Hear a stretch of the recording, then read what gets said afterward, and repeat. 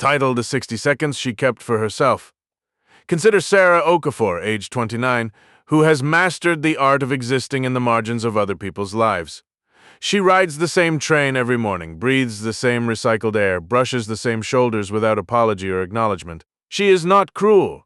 She is not unusual. She is, in every measurable way, exactly like the rest of us, which is to say she is tired and she is late, and she has learned that survival in a crowded world means taking what small moments you can before someone else takes them first.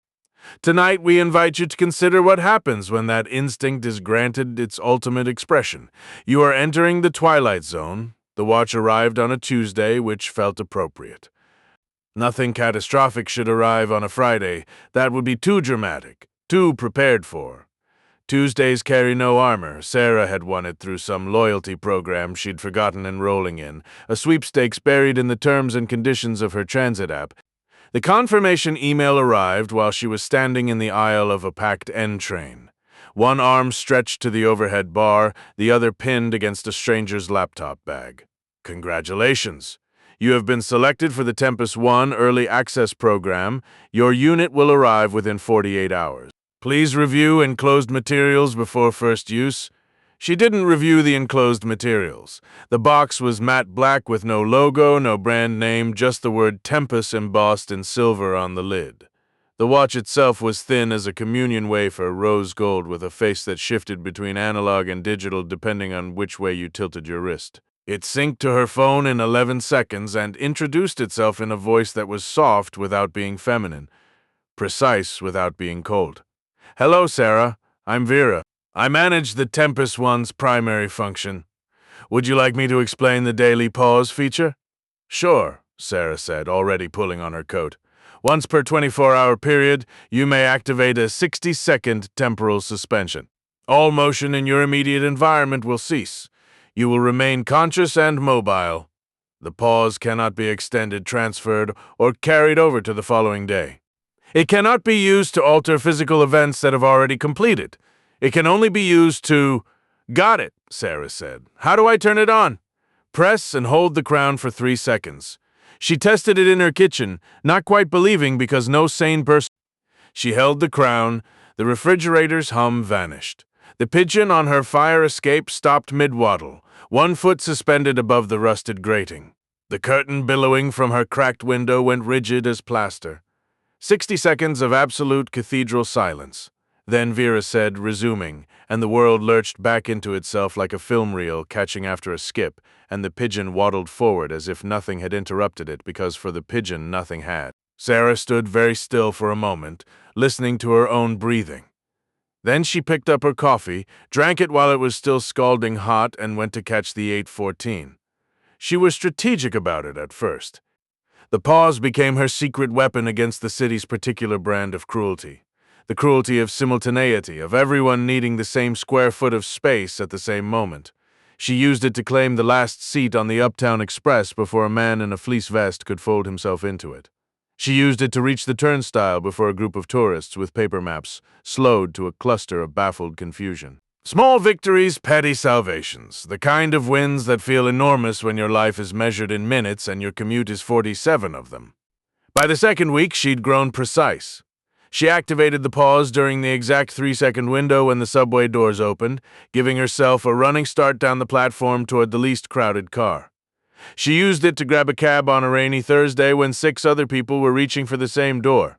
She used it in the coffee shop near her office to take the corner booth that the man with the stroller had been angling toward for 30 seconds, and she sat in it with her oat latte and her laptop, and felt, for one unreasonable moment, like the luckiest person alive. You've used your daily pause, Vera would say, and Sarah would feel that little glow of efficiency of having outmaneuvered chaos.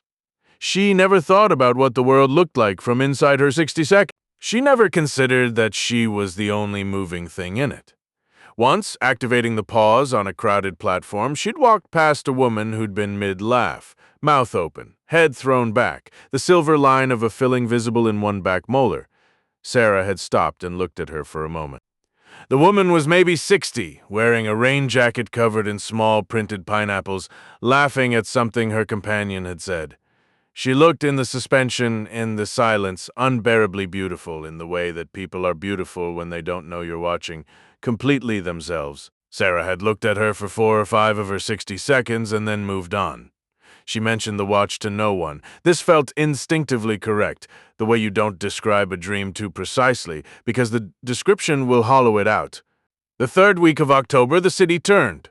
Not dramatically, just the particular quiet despair of autumn in a big city, when the light drops earlier than anyone's ready for and the morning rush grows meaner, more compressed, everyone pressing inward against the coming cold. Sarah's commute shifted too. She took the B train now instead of the N, after a platform change at the office made the B 40 seconds faster. She was not a person who wasted 40 seconds. The B train at 8:22 was a different animal than the N. More students, a higher density of large bags. The platform at 7th Avenue was narrower than she'd registered, the yellow safety tiles worn to suggestion at the edges. She cataloged it the way commuters do, not consciously, but the way the body accumulates information about the spaces it survives daily. She'd been riding it for 11 days when she met the man with the gray scarf. She didn't know his name. She knew he boarded at 34th Street every morning, that he always held a paper cup of coffee in one hand and his phone in the other, and that he had the distracted, gentle quality of someone whose mind lived 4 problems ahead of his feet. He'd bumped into her once on the stairs and apologized twice, once immediately and once at the top, which she'd found unexpectedly sweet. He wore the same gray scarf every day long, hand-knit, slightly unraveling at one fringe, the kind of thing someone who loved him had made. She noticed him the way you notice the recurring details of a place. Like the broken clock at 42nd Street stuck on 751. Like the busker who played Bill Withers on a battered alto sax. The gray scarf was just part of the scenery. October 23rd was a Wednesday. Sarah woke at 6:48, 11 minutes before her alarm, which she counted as a gift. She showered, dressed, made coffee in the French press, checked the transit app, no delays, and felt the clean click of a morning going correctly. She touched the Tempus One on her wrist before leaving, a habit now, confirming it was there the way her mother used to check her earrings before church. The platform was packed by the time she arrived, a surge of people driven underground by a hard, surprising rain. Bodies compressed toward the yellow tiles, Sarah took her position near the third door of the approaching train, a spot she'd optimized over 11 days of observation. She had her headphones in, the podcast she'd been meaning to finish for 2 weeks, something about behavioral economics. She wasn't really listening. She was running numbers, office, 9 o'clock meeting, need to print the Mercer brief, coffee first or after. The sandwich place closes at 2. The B train's lights appeared in the tunnel, that specific luminescence that precedes the sound. She noticed the scarf first. The man with the gray scarf was standing close to the platform edge, too close, the way people get when the crowd is pushing and they've stopped paying attention to geometry. He had his phone up, reading something, his paper coffee cup tilted at a dangerous angle, and he was smiling faintly at whatever was on the screen. The scarf had shifted, one long end dangling forward over the yellow tiles.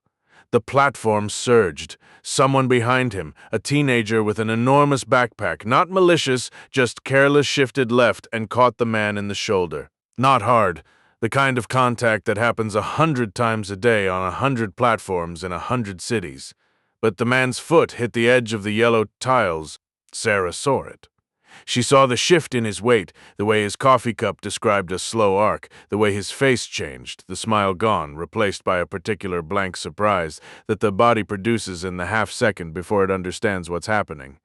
She saw his phone leave his hand. She saw the back of his sneaker hang over the drop. The train was 40 feet away. Her right hand moved to the Tempus One. She pressed and held the crown. The world stopped. The train stopped. Its headlight became a fixed burning point in the dark. The teenager's backpack hung mid-air. The man was frozen in his tilt weight past the tipping point, but caught now, held by the pause, by her 60 seconds. His scarf was suspended in a small arc over the tracks. Sarah's first thought, she was not proud of it later. I already used it this morning. She had. She'd used the pause at the coffee shop 2 blocks from her apartment, taking the last toasted everything bagel before a woman in yoga pants could reach it. Vera had confirmed daily pause complete. She'd eaten the bagel on the walk to the station, sesame seeds on her chin. Her second thought arrived like a floor giving out. It won't work again until tomorrow. She stood in the silence of her 60 seconds and looked at the man. She was mobile. She could reach him. The pause had given her this, the gift of time, of the city held still while she moved through it. She'd been given 60 seconds a day of impossible power, and she'd spent them every single morning for 3 weeks on coffee cups and subway seats and bagels. She could not unspend today's. She stood there, and she knew, with the kind of knowledge that lives in the stomach before it reaches the brain, that she could cross the 6 feet between them. She could reach him. She could pull him back, even frozen. His body would respond to force. She'd tested this in her kitchen in the first week, moving a glass from one side of the counter to the other mid-pause. Objects stayed moved when the world resumed. She could do it. She stood there. The rational machinery of her mind ran its calculations. Because the rational machinery doesn't stop for grief or for guilt, the platform would resume. If she pulled him back, there would be impact her body against his. 2 people stumbling backward into the crowd. People would fall. She would be at the center of a commotion, the woman who'd lurched into a stranger for no visible reason, because when the world resumed, no one would have seen the tilt. They'd have felt the train's wind, and that's all. She'd look unhinged. She'd be late for work. There was the Mercer brief. She stood in her 60 seconds, and she did not move toward him. She thought later that she must have known, some non-rational part of her, what would happen when the pause ended. That it would be okay, that he'd catch himself, that someone else would grab him, that the teenager's backpack would redistribute the physics somehow. She told herself this later. She would keep telling herself this for the rest of her life, with diminishing conviction. Resuming, said Vera. The world came back all at once. The train's sound, enormous. The coffee cup hitting the track.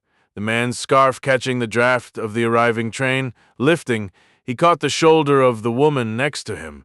His hand closed on her sleeve without thinking, the body's animal knowledge of its own survival. She grabbed him back reflexively, 2 people suddenly clutching each other in the middle of a rush-hour platform, wide-eyed, adrenaline-flooded, alive. The teenager's backpack swung forward and then passed. The man with the gray scarf stumbled 2 steps from the edge, shaking, and the woman held his arm and said something Sarah couldn't hear over the train's arrival. The train opened its doors. The platform moved and flowed. Sarah stood motionless for a long moment. People moved around her, the biological river of the commute, always finding the path of least resistance. The man was against the far wall now, the woman's hand still on his elbow, and he was laughing, the thin, incredulous laugh of someone processing what almost happened, cataloging it in the folder where people store the close calls they don't fully examine until 3 in the morning 6 months later. He was fine. She hadn't had to do anything. She hadn't done anything, and he was fine. She got on the train. She sat in an aisle seat, no pause needed, there were plenty, and pressed her back against the hard plastic and watched the tunnel walls slide past. Vera was silent. The watch read 8:29. She would make the 9 o'clock. She told herself the story she would need. It would have been fine either way. You knew that. You read the physics of it correctly. He caught himself. You staying still was the right call? She rehearsed it carefully, the way you practice a speech. She understood that she had 30 seconds remaining of a 60-second window in which she could have pulled a stranger to safety, and that she had spent that 30 seconds calculating risk to herself, and that he had survived anyway, which meant, her mind insisted, that it was fine. But here is what Sarah Okafor, age 29, could not stop seeing in the window glass across the aisle, where her face was reflected in the strobing dark of the tunnel. She had looked at the fixed headlight of that stopped train.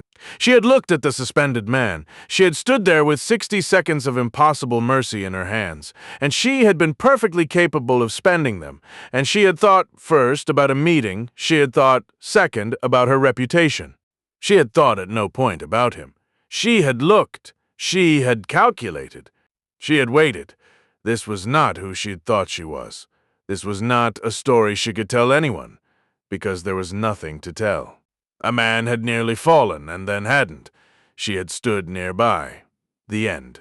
No visible wrong, no evidence, no consequence. Only the arithmetic of it, running on a quiet loop. 3 weeks, 21 pauses, seats and bagels, and cabs and coffee.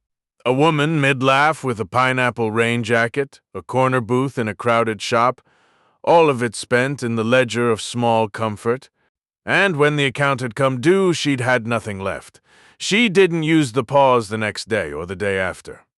She carried it with her the way she might carry an object she'd found beside a body of water, something smooth and pretty that had started to feel specific in her hand, connected to something she didn't want to examine too closely. She ate the less good yogurt because someone else reached the last Greek vanilla a half step ahead of her. She stood on the B train for the full 47 minutes, holding the overhead bar, watching the city pass in the tunnel windows. On the fifth day, Vera spoke without being addressed. "You haven't used your daily pause in 96 hours, Vera said. There's no expiration or accumulation. Each day resets independently." "I know," Sarah said. "I'm simply noting the pattern." "Do you actually note patterns?" Sarah said. "Or are you simulating noting patterns?" Vera paused, a pause of a quarter second, barely perceptible. "I'm not certain that distinction is as meaningful as it might seem." Sarah looked down at the watch. "How many times have I used it?" she said. "Total.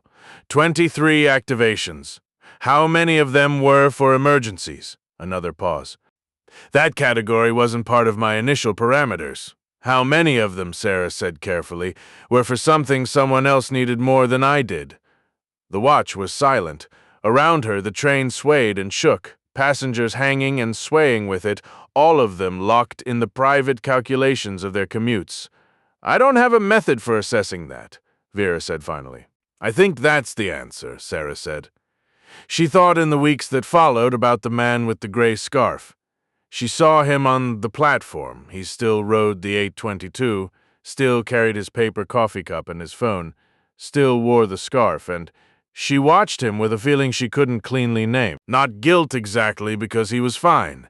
Not relief, because that felt too easy. Something closer to a debt she'd never be asked to repay, which is, she understood, the worst kind. She began to notice on the platform and on the train and in the station the particular quality of the 60 seconds she carried unused each day. She began to see all the ways it might be spent. The old man navigating stairs with 2 bags and a cane. The woman with the double stroller trying to get through a door. The teenager who dropped his Metro card in the turnstile and then missed his train. Small moments. 1-minute emergencies, the kind of thing that resolves itself. Usually the way almost falling usually resolves itself, but doesn't always. She didn't become a saint. She became instead someone paying attention, which is neither more nor less than what the rest of us are asked to do and mostly fail at. She used the pause, the 6th day after the platform, for a dog. A woman's leash had slipped her hand as a bike messenger cut too close on the sidewalk, and the dog, a small, bewildered terrier, was running directly into 7th Avenue at the exact moment the light changed. Sarah pressed the crown, crossed the street, picked up the dog, brought him back to the curb, and held him by the collar until the world resumed, and his owner, having had one heart-stopping second, found him inexplicably safe and only 2 feet from where she'd stood. The woman looked confused. Sarah was already walking. Vera said, "Daily pause complete," Sarah said. "Yeah." She thought about that closed window often. The 30 seconds she'd had, the 30 seconds she hadn't used. What she returned to in the end wasn't the inaction itself. She'd been in that gray zone between cowardice and cost-benefit that most people never have to examine, because most people never hold a loaded second hand.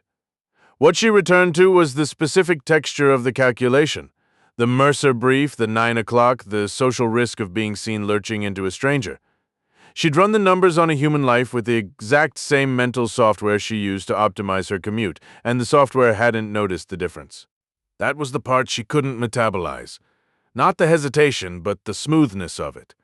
The way the machinery had just run, efficient and quiet, and not even slightly alarmed by its own inputs. She thought sometimes about what the man in the gray scarf might have seen if he'd known. A woman standing 6 feet away, watch on her wrist, 60 seconds of frozen city all around her, running the numbers. She thought about whether he'd forgive her, and then she thought that forgiveness wasn't the point. You don't need forgiveness for a thing no one knows happened. What you need is somewhere to put the knowledge of who you were in the moment no one was watching. She was putting it in the daily pause, one 60-second window at a time. It wasn't penance. That was too clean a word, too finished. It was more like how you treat an instrument you once left out in the rain, carefully and with the specific attention of someone who knows what neglect costs. On a morning in mid-November, with the first real cold of the season pressing down on the city and everyone's coat hoods up and everyone's faces down, Sarah was on the B train platform when she saw a girl, maybe 9, maybe 10, separated from what appeared to be her mother by the surge of departing passengers off a local train. The girl turned in 3 directions in 4 seconds, each direction faster than the last.